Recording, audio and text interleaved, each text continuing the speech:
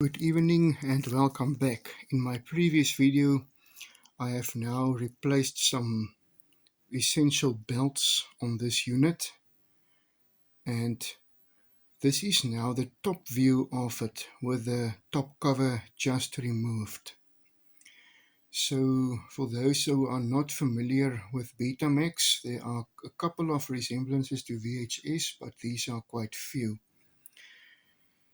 So here you can actually see where its name comes from. The tape literally moves in a B direction inside the machine when loaded. Now I'm just going to proceed and just press the eject button here, just so that we have a bit more space to actually get in here. So this unit has been sitting in storage now for 10 plus years, and you can see the head drum is not nice and clean. Some oxidation there as well. So I'm just going to try and get in there and try to clean that bit. You will see that this is a solid cover here. That's not the same as your VHS. And you will see there's actually a little gap there where your actual head chips are then sitting, as where the whole top part of the VHS moves.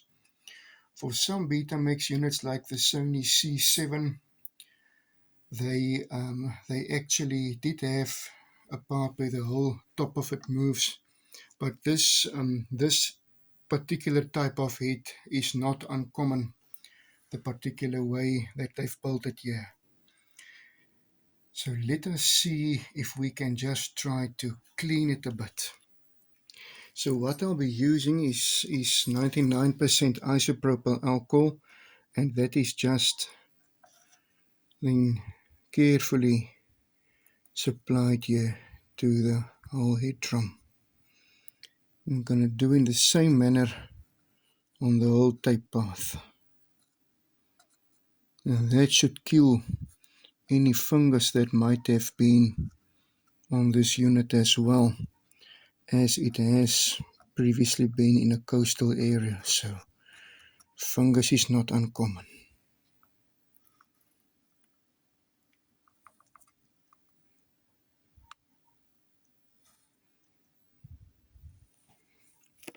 I'm just gonna try and show you. So there is the erase head. I'm just gonna give that some alcohol as well. The tape sensors, I never give alcohol. I always just dry clean these. The whole tape path just gets isopropyl alcohol without the alcohol touching any rubber parts. Otherwise it's going to dry them out. And then I simply, while it's still moist, just be very careful not to touch those head chips. Otherwise we can toss the VCR. So now I'm simply going to clean it as much as possible. Now for this next part, I will be powering the unit on. Just a very kind reminder, if you are not comfortable with this and if you do not understand the flow of electricity inside these units, please do not attempt to power these units on while they are opened up like this. Okay, so there we can see the unit is now showing time. I'm just going to close this guy and let's turn it to on.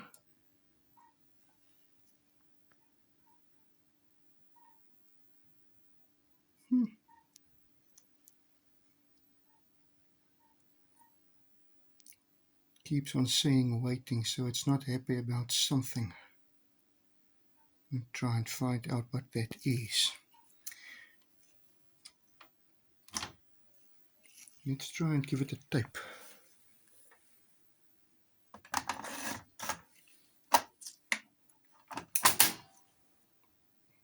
And can you believe it?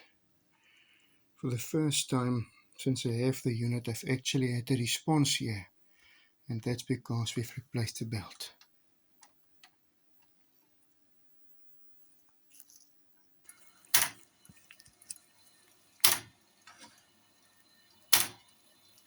Come on. Come on. Still another belt not happy. Ouch.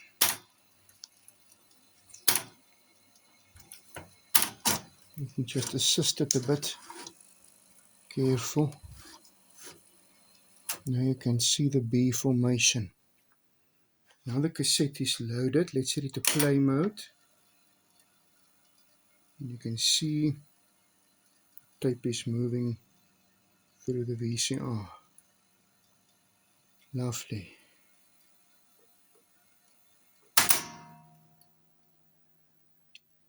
So all that issue on the waiting was is that the belts were not properly lined up with the way that the system actually wants it lined up to detect everything correctly. And that issue I simply resolved by moving the driving motor until such a time that everything was lined up correctly.